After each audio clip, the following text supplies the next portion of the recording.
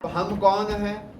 हम वहाँ पहुँच गए जो हम हैं, हमारा योग हो गया। हम उन सारे चीज़ों से, कंफ्यूजन से लाइफ के, हम वहाँ पहुँच गए जो हम हैं। और यदि हम उसको वहाँ नहीं पहुँच पा रहे हैं, चित्त की वृत्तियों का निरोध नहीं हो रहा, तो जैसा अभी आपको बताया कि आप क्या दिखने वाले हैं, आप किस स्वरूप में हैं, जो भी चित्त की वृत्ति है। अब ये जो चित्त की वृत्तियां हैं, ये निरोध होने में बहुत बाधाएं आती। क्यों बाधाएं आती? आपने किसी को एक अच्छी ड्रेस में देख लिया, किसी हीरो हीरोइन को किसी पर्टिकुलर ड्रेसअप में देख लिया, उसकी कोई हेयर स्टाइल देख ली, उसका कोई एक्शन देख लिया, तो क्या होता है? वो ईर्ष्या होती है, ठीक है, हमारी मेमोरी में चली जाती है and we try to follow. अब ऐसे ही यदि हमने किसी के पास कोई चीज़ देख ली तो हमें लगता है कि मुझे भी वो चाहिए। आज मेरे पास वो नहीं है, तो जब तक मैं उसे हासिल नहीं कर लूँगी, मैं भी वैसा प्राप्त नहीं कर लूँगा, तब तक मैं शांत नहीं रह पाऊँगा। तो चित्त की वृत्तियों में निरोध होने में दिक्कत क्या आती है कि चित्त में का गुण है स्मृति। जैसे ही आपके अंदर कोई स्मृति गई, उसने मेरे साथ ऐसा व्यवहार किया था, अभी मैंने उदाहरण दिया पहले इच्छा कल, अब मैंने दूसरा उदाहरण दिया किसी ने आपके साथ मिसबिहेव किया, तो अब हमको छोड़ना है उसे, चित्त की वृत्तियों को छोड़ना है, क्रोध को छोड़ना है, लेकिन वो मेमोरी हमें छोड़ने ही नहीं दे रही है। अब जिसने जो व्यवहार किया था, उसे हम जब तक हरा नहीं देंगे, उससे जब तक बदला नहीं ले लेंगे, तब तक हमें शांति नहीं पड़ेगी। अब यहाँ पर जो परिभाषा हमने पढ़ी, अब ये सिद्धि और असिद्धि क्या है? हार जीत, कि मैंने उसको, या तो मैंने उस चीज को प्राप्त कर लिया, पद को प्राप्त कर लिया, जैसे मैंने किसी का कोई पद देखा और मैं उससे अट्रैक्ट हो गया, हीरो हीरोइन को देखा, मैंने कलेक्टर को देखा, मैंने डॉक्टर को देखा, छोटे छोटे बच्चे होते हैं, वो उनकी स्मृति में कोई दृश्य चला जाता है, किसी का कुछ चला जाता है और बोलते कि नहीं, तो वो अपने आत्मस्वरूप में जाने की कल्पना ही नहीं करते, उनकी कल्पना में, उनकी स्मृति में वो पद भी आ जाता है, उन्हें वो सम्मान दिख जाता है, उसका ग्लैमर दिख जाता है, उसके अंदर वो भी चला जाता है। और जब तक वो उस पद को नहीं प्राप्त करेंगे, उनके अंदर बेचैनी रहेगी। तो छोटी छोटी सी चीजें, स्मृति कैसे हमें, और यदि मैंने बदला नहीं लिया, मैंने उसे हराया नहीं, अब हार जीत क्या है? दो चीजें हैं। हम खेल, स्पोर्ट्स है, गेम है, स्पोर्ट्स को खेलने में और देखने में क्या मिलता है? खुशी मिलती है, आनंद मिलता है, यू एंजॉय। लेकिन खेल के परिणाम में क्या मिलता है? खेल में तो खुशी मिलती है, आनंद मिलता है, लेकिन खेल के परिणाम से क्या मिलता है? हार जीत होती है, तो उसमें सुख दुख मिलता है।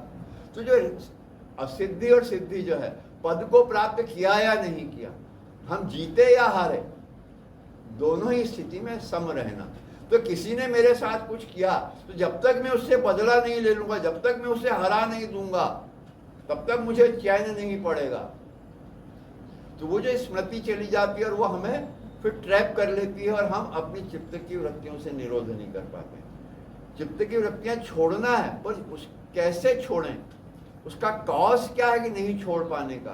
तो मैंने आपको एक कॉज बताया जो हम कई बार समझ में नहीं आता है। तो यदि हम उससे लेट गो कर सकते हैं कि ठीक है, क्योंकि मुझे क्या करना है, मैंने योग के अनुशासन में चला गया, मुझे तो योग करना है, तो मुझे इसे छोड़ना ही है, मुझे इसे लेट गो करना ही है। क्यों लेट गो करना है और इसे मुझे क्यों माफ करना है, क्यों छोड़ना है इसे? यदि मेरे साथ किसी ने कुछ बुरा किया है, तो मुझे उसे लेट गो क्यों करना, उसे माफ क्यों करना? वो कौन है? ईश्वर का अंश है। जो हमने कल पढ़ा था, तो मैं वो माता अस्ते पिता, कि हम सब में उसी के अंश को देख रहे हैं। माय ब्रदर्स एंड सिस्टर्स, सब में उसी को देख रहे हैं, स्वयं में उसी को देख रहे हैं। तो अब वो जो है, वो मेरा टीचर है, जो मुझे परेशान कर रहा है, वो मेरा टेस्ट ले रहा है कि तू इससे ऊपर उठ पाता है कि नहीं। फिर वो आपका दोस्त हो सकता है, वो आपका पड़ोसी हो सकता है, जितने हमारे क्लोज रिलेटिव होते हैं, उतने बड़े वो हमारे टीचर होते हैं। क्योंकि सबसे ज्यादा परेशानी आपको दूसरे मोहल्ले के किसी अनजान व्यक्ति से है कि अपने पड़ोसी से है?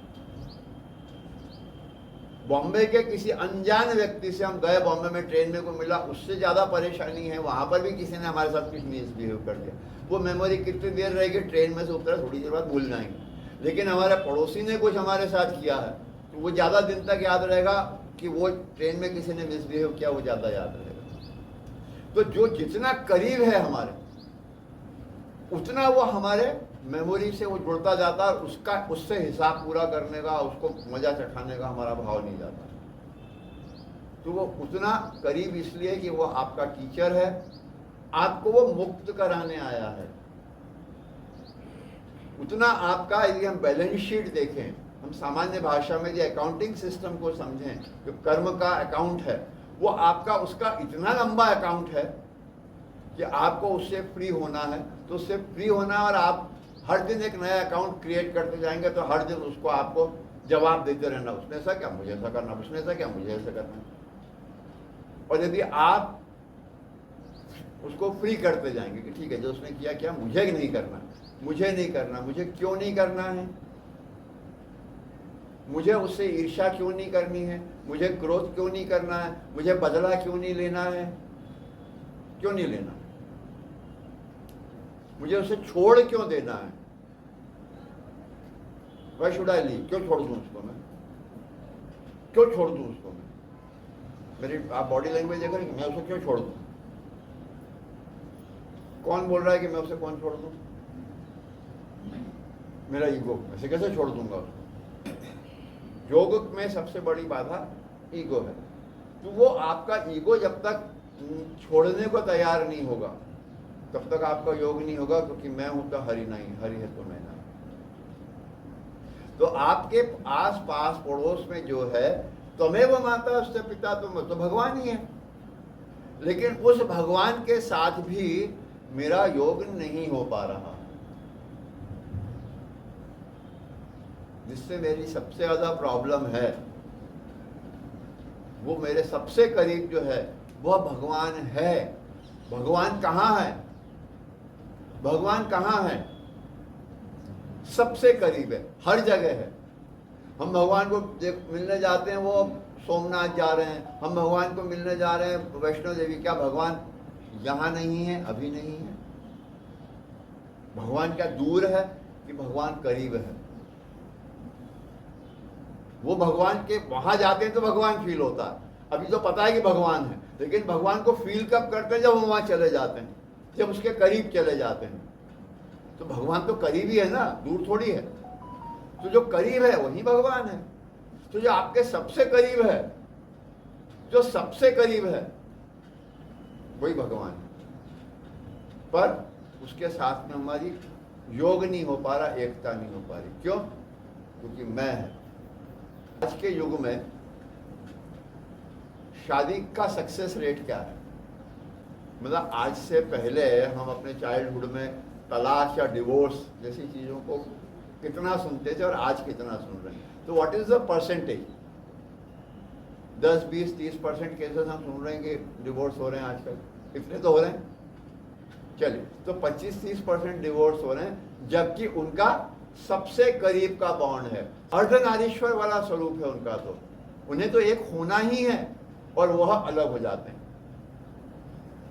30% तो ऐसे ही चले गए, बाकी जो बचे 70, क्या वो भी सक्सेस रेट उनका क्या है? मतलब आर दे वन, कि वो भी घुट घुट कर जी रहे हैं, कि वो एक हो चुके हैं, अलग तो नहीं हो पा रहे, पर क्या वो एक है कि घुट घुट कर जी रहे हैं? क्यों नहीं हो पा रहे हैं? जो हमारा सबसे प्रिय है उसी से हम एक क्यों नहीं हो पा रहे? वो हमारा सबसे प्रिय है, पति परमेश्वर। अर्धनारीश्वर, शक्ति नहीं है तो शिव अधूरा है। अपनी शक्ति से शिव नहीं जुड़ पा रहा है, परमेश्वर से वो नहीं जुड़ पा रही है, तो क्या हो रहा हमारी लाइफ में? कितने अधूरे हो गए हैं हम, क्यों नहीं जुड़ पा रहे हैं उससे जो हमारे सबसे करीब है? हमें जुड़ना है कि नहीं जुड़ना है? तो योग कसरत नहीं है, कसरत है। कौन सी कसरत है? ये एक होने की कसरत है। वो फिजिकल कसरत नहीं है, वो मन की कसरत है, वो हमारी चित्त की कसरत है कि कैसे हम इससे निरोध कर सकें, उसे हटा सकें। वहां हमें मेहनत करने की जरूरत है, वहां एफर्ट करने की जरूरत है। और वो कब करने की जरूरत है? अनुशासित रूप से करने की जरूरत है, रेगुलर करने की जरूरत है, निरंतर करने की जरूरत है। निरंतर करेंगे तो कर्म में कुशलता आएगी। अनुशासन मतलब रेगुलर करना, टाइमली करना, रेगुलर करना, अनुशासित रूप से करना। और कब करना, कैसे करना? निरंतर करते रहना, तो आप कुशल होंगे। कुशल होंगे तो फिर धीरे धीरे आप सम अवस्था में आने लग जाएंगे। जब आप उसकी प्रैक्टिस करेंगे, प्रैक्टिस करेंगे तब वो सम अवस्था आएगी, नहीं तो नहीं आएगी। और जब सम अवस्था आएगी, जब आप सब में उसे देखने लग जाओगे, उसे स्वीकार करने की स्थिति में हो जाओगे, तो आपकी लाइफ क्या होगी? शांति वाली होगी, आनंद वाली होगी कि क्योस होगा? अभी क्या है? शांति है, आनंद है कि क्योस है? अभी क्या है? अभी क्या है? क्योस है। अब हमें चाहिए क्योस कि हमें शांति और आनंद चाहिए। जो शांति और आनंद के लिए अभी छोड़ना कुछ नहीं है। छोड़ना क्या है? चित्त की वृत्तियों को छोड़ना है। हमें अपने परिवार को नहीं छोड़ना, हमें समाज को नहीं छोड़ना, हमें दुनिया को नहीं छोड़ना। अपने भीतर की चित्त की वृत्तियों को छोड़ना है। योग का मतलब सन्यासी हो जाना, संसार का त्याग करना नहीं है, किसी गुफा में चले जाना नहीं है, पहाड़ों पर चले जाना नहीं है, संसार का त्याग करना नहीं है। अपने भीतर की इन वृत्तियों को त्यागना है, संसार में रहना है इन अपने आत्म स्वरूप में रहकर। हम सब कुरुक्षेत्र में हैं।